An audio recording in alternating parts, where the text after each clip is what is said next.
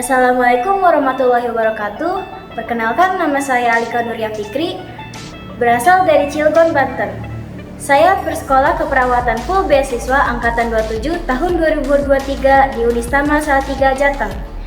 Saya di sini akan menunjukkan bagaimana cara membantu pasien BAB di atas tempat tidur.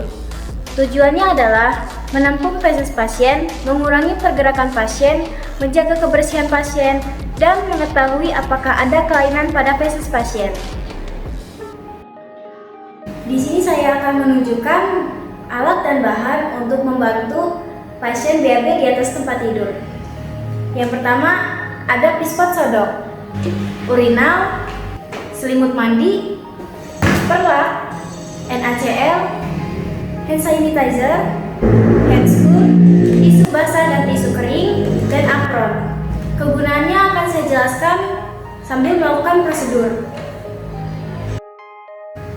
Pertama-tama, sebelum kita melakukan prosedur, kita lakukan orientasi terlebih dahulu, yang terdiri dari salam, memperkenalkan diri, mempertanyakan identitas pasien, jelaskan tujuan, proses, dan manfaat prosedur yang akan dilakukan, lalu tanyakan kesediaan pasien. Setelah pasien bilang bersedia, kita bisa memberikan privasi, lalu meminta izin untuk mempersiapkan alat dan mencuci tangan. Setelah kita selesai mencuci tangan, memakai handscoon dan memakai apron, kita bisa langsung melakukan prosedur kepada pasien. Yang pertama kita lakukan adalah mengganti selimut pasien dengan selimut mandi.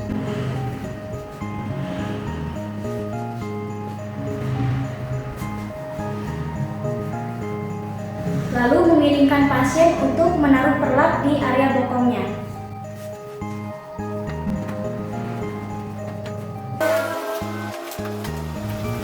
Setelah perlak terpasang, kita angkat kedua kaki pasien, ditekuk dan membuka celananya.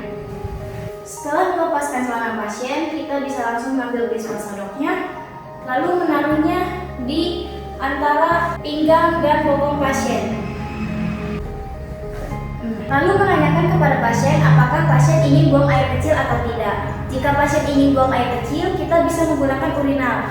Jika pasien tidak ingin buang air kecil, tidak usah memakai ini. Lalu kita tinggalkan pasien untuk BAB, dan pasien bisa manggil kita di luar apabila mereka sudah selesai untuk BAB-nya. Jika mereka sudah selesai BAB, kita akan menggunakan cairan nacel, tisu basah, dan tisu kering untuk membersihkan area bokong pasien. Kita lanjutkan untuk membersihkan area bokong pasien. Menggunakan cairan nacel, dibanjur saja. Setelah selesai, kita menggunakan tisu basah untuk membersihkan area bokong pasien sampai bersih. Setelah selesai, kita keringkan menggunakan tisu kering agar bokong pasien tidak lembab. Caranya adalah dengan mengusap dari area atas ke bawah hingga bersih. Harus hingga bersih. Setelah selesai, kita bisa langsung buang tisu basahnya di pispot. Setelah selesai dibersihkan dengan tisu basah, kita keringkan menggunakan tisu kering agar area anus tidak lembab. Sama seperti tadi, diusap saja lalu buang ke area pispot. Setelah selesai, kita tutup pispot. Minta pasien untuk mengangkat bokongnya, lalu kita tarik pispot tersebut, ditutup, lalu taruh di tempat yang aman. Setelah menaruh pispot, kita bisa langsung membersihkan alat dan memakaikan celana kembali kepada pasien. Memakaikan celana kembali kepada pasien, lalu mengganti selimutnya kembali dengan selimut pasien yang dipakai tadi. Setelah menaruh pispot selesai, kita akan mengganti selimut pasien dan jangan lupa untuk mengambil perlak yang ada di bokongnya. Lalu kita bisa meminta izin kepada pasien untuk merapikan alat dan mencuci tangan. Setelah kita selesai merapikan diri kita dan merapikan alat dan bahan, kita kembali kepada pasien menanyakan bagaimana keadaannya, perasaannya setelah dilakukan prosedur.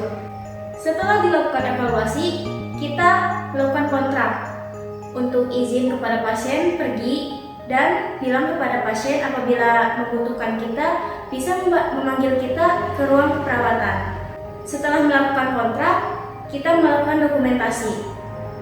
Sekian dari saya, kurang lebihnya mohon maaf dikarenakan saya juga masih belajar. Terima kasih telah menonton. Dadah.